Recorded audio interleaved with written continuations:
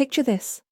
A late autumn evening, the kind where the air bites just enough to remind you winter's creeping in, and I'm standing at the edge of my own life, staring into a reflection I'm not sure I recognize anymore. My name's Natalie, and at 42, I've spent the better part of my years crafting a version of myself that gleams under the right light. I'm the woman with the long auburn hair, always swept just so, the one whose wardrobe is a gallery of tailored dresses and sharp heels, each piece chosen to match the image of perfection I've been molded into. For 15 years, I've been married to Richard, a man who, at 48, carries himself like he owns every room he steps into, and often he does. He's a businessman, the kind whose success is measured in zeros and handshakes, with a presence so commanding you can't help but notice him. Tall, broad-shouldered, with a voice that cuts through chatter like a blade, he's the sort of man who doesn't just demand attention, he expects it. Our home is his trophy case, and I suppose, in some ways, I'm part of the display. It's a sprawling modern masterpiece in an upscale suburban enclave, all glass walls and polished marble floors that echo underfoot. Every surface shines, reflecting Richard's triumphs. His latest merger, his newest venture, his impeccable taste. The house is a statement, a monument to a life that, from the outside, looks flawless. And I've learned to play my role in that picture, smiling at the right moments, offering the perfect quip at dinner parties, ensuring the wine glasses are never empty. Richard loves to show off, whether it's the sleek luxury cars parked in our driveway, the details of a deal he's just closed, or me, his trophy wife, as he calls me with a laugh that's just a little too loud, a little too proud. I've heard that phrase so many times, always delivered with a wink to his friends or colleagues, that I've almost stopped flinching. Almost. But there's this quiet tremor in my chest when he says it. A flicker of something I can't quite pin down, like a shadow moving just out of sight. I don't let it show, though. I never do. Our living room often becomes a stage for Richard's world, especially when his key colleagues come over for their so-called business meetings. There's Victor, 55, with silver hair that catches the light like polished metal, his wit as sharp as the glint in his calculating eyes. He's the kind of man who can cut you down with a single, well-placed word, and you'd thank him for it.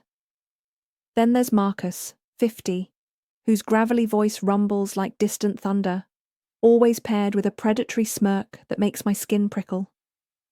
He watches everything, misses nothing, and I've caught that smirk directed at me more times than I'd like to admit. And finally, there's Edward, early 40s, the quiet one of the trio, always lingering on the edges of the conversation with a glass of scotch in hand, his dark eyes scanning the room like he's piecing together a puzzle no one else can see. He doesn't say much, but when he does, his words carry a weight that makes you pause, makes you wonder what he's really thinking behind that unreadable expression. These men, Richard's inner circle, are fixtures in our home, their voices and laughter filling the space as regularly as the ticking of the grandfather clock in the hallway. Most evenings with them follow a familiar script. I'm in the kitchen, the heart of our house, where the scent of garlic and fresh basil wafts through the air as I prepare a tray of appetizers. Tonight it's crisp bruschetta, the tomatoes diced to perfection, paired with a bottle of chilled white wine I've pulled from the cellar.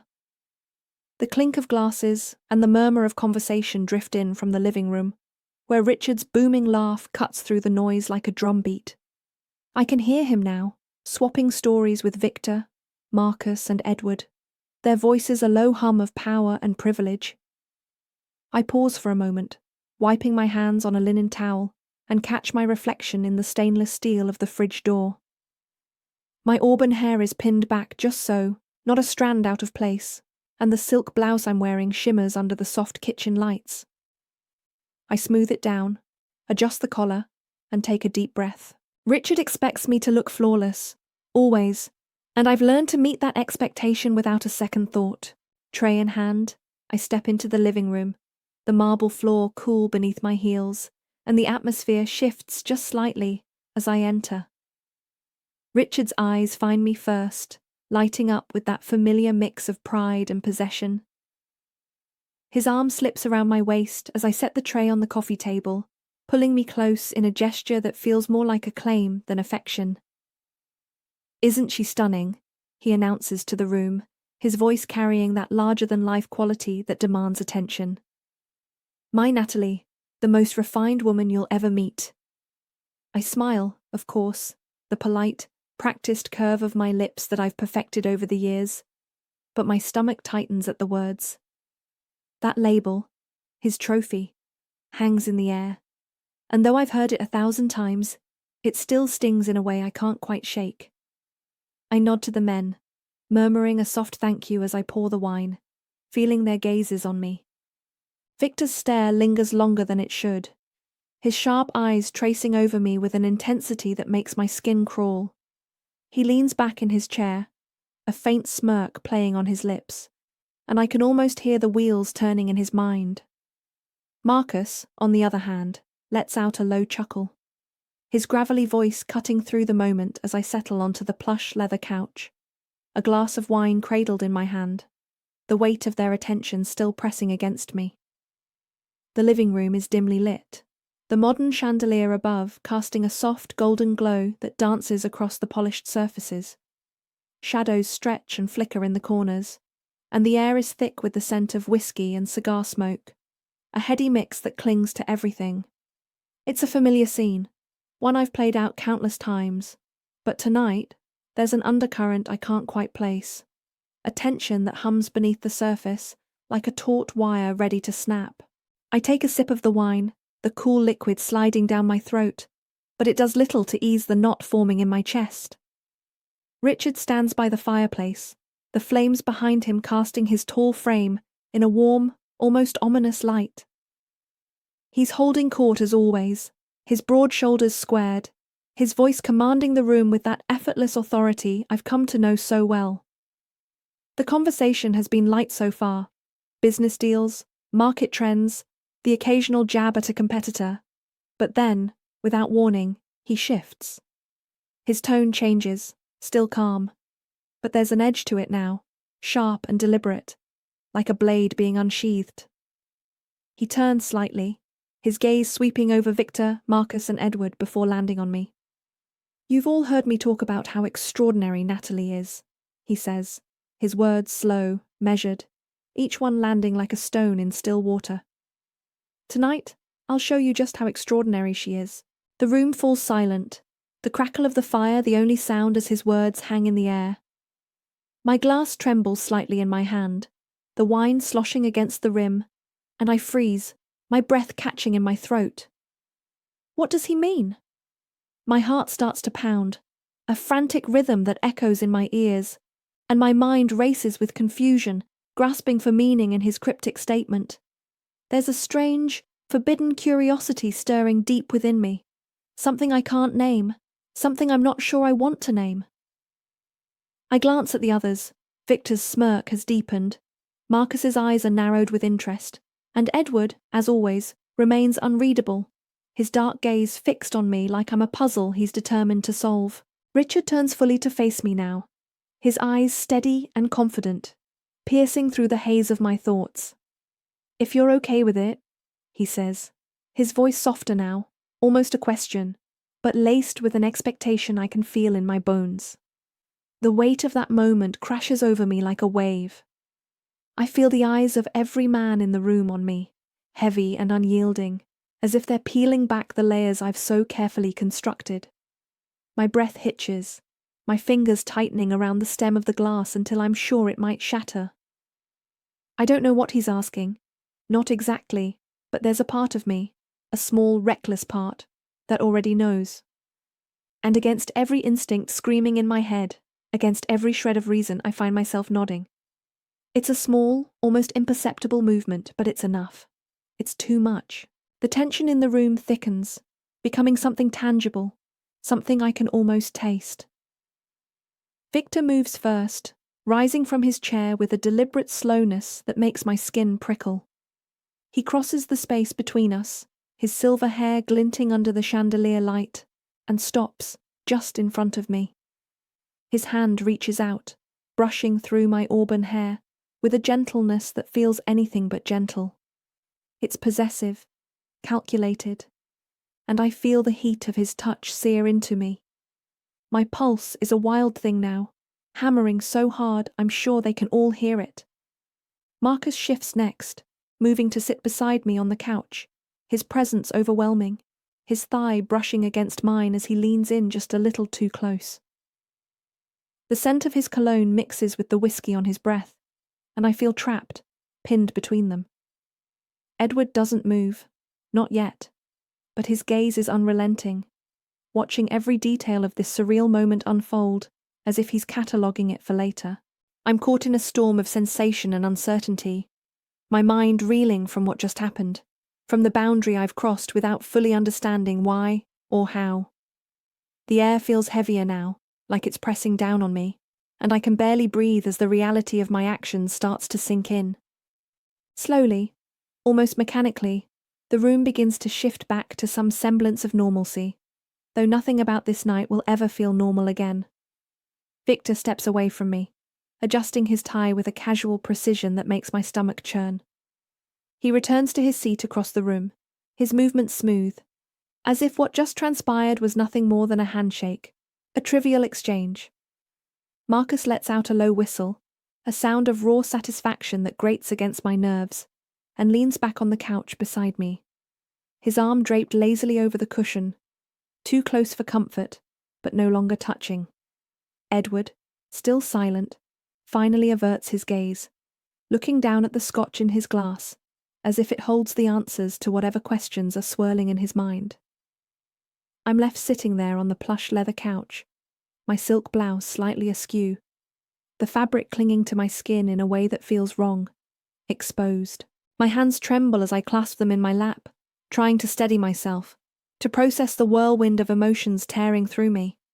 What have I done? What did I just allow to happen? I can't bring myself to look at Richard. Not yet. The fear of what I'll see in his eyes, anger, disgust, or worse, indifference, keeps my gaze fixed on the polished coffee table in front of me. My reflection stares back, distorted in the glass, a fractured version of the woman I thought I was. My heart is still racing, a frantic drumbeat in my chest, and every breath feels shallow, like I'm gasping for air in a room that's suddenly too small. The silence between Richard and me is a living thing, thick and heavy, suffocating in its weight. Around us, the other men resume their conversation, their voices low at first, then growing louder, more casual, as if nothing out of the ordinary has occurred. Victor makes a quip about a recent deal. Marcus laughs that gravelly laugh of his, and Edward murmurs something I can't quite catch. It's as if I've become invisible again. Just another piece of decor in Richard's perfect world, except now I feel stripped bare, raw in a way I've never experienced before. Inside, I'm a mess of conflicting emotions, a storm I can't navigate. Part of me is waiting for Richard to explode, to unleash the anger I've always known lurks beneath his polished exterior. I've seen flashes of it over the years, in the way his jaw tightens when a deal falls through, in the cold edge to his voice when something doesn't go his way. I brace myself for it now, for the inevitable fallout of stepping outside the carefully drawn lines of my role as his perfect wife. But there's another part of me, a quieter, more dangerous part, that feels something else entirely. It's a strange, almost dizzying sense of liberation, like I've shed a skin I didn't even know I was wearing.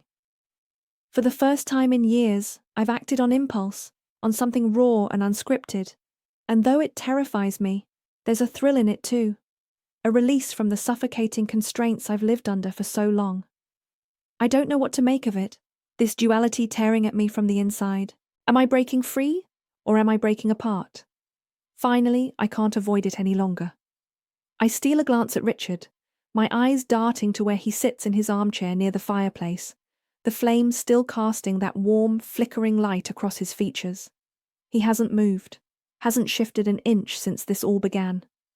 He's still holding his glass of whiskey, the amber liquid catching the glow of the fire, and his expression is utterly unreadable.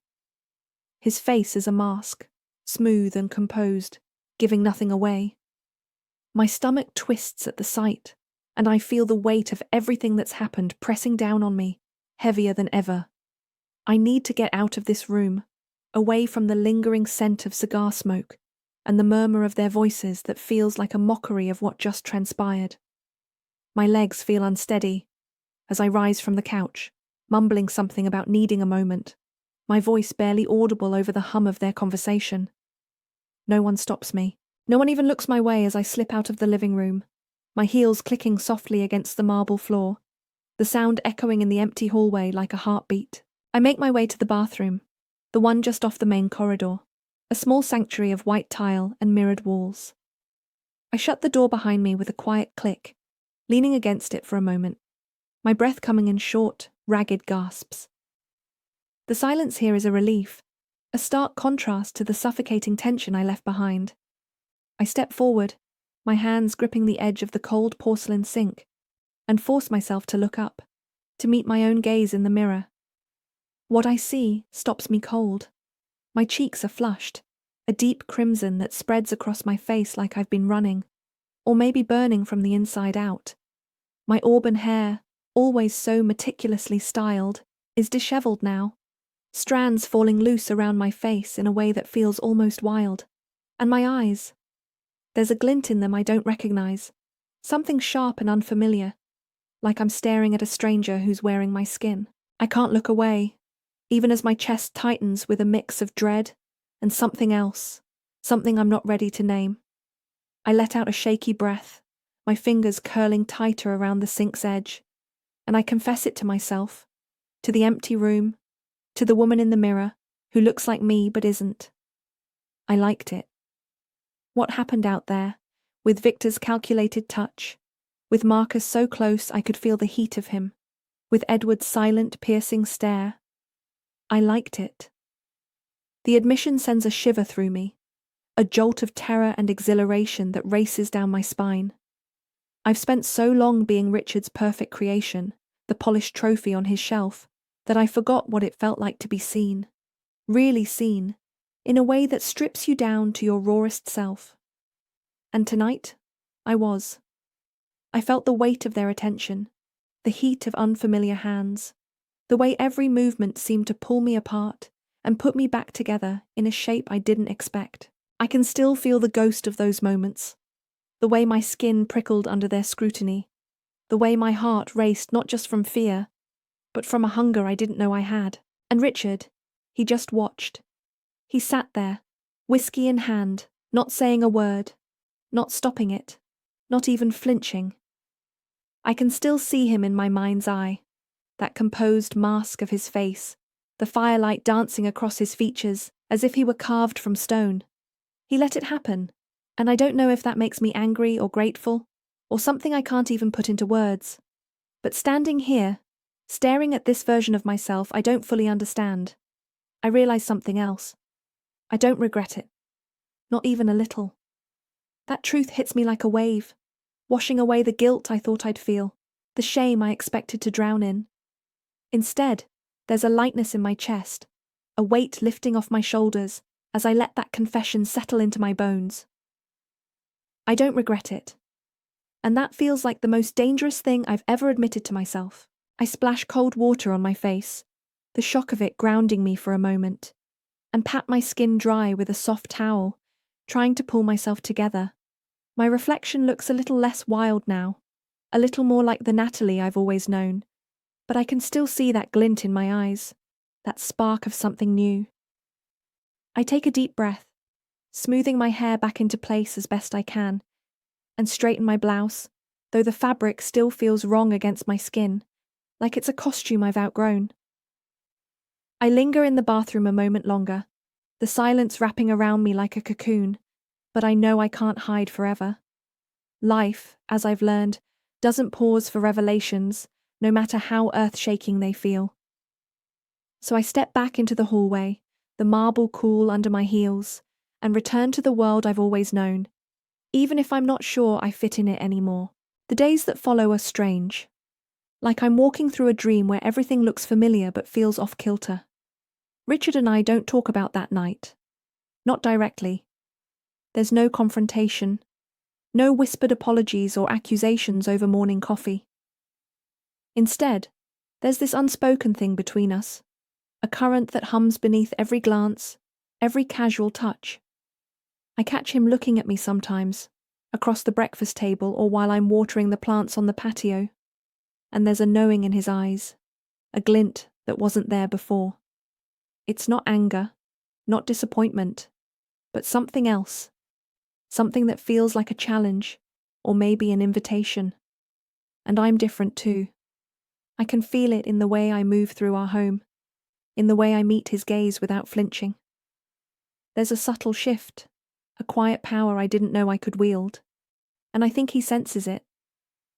It's as if we're playing a new game now, one with rules I don't fully understand but am learning to navigate.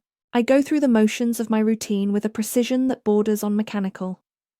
I'm in the kitchen again, chopping vegetables for a stew, the knife slicing through carrots with a rhythmic thud that echoes in the quiet space.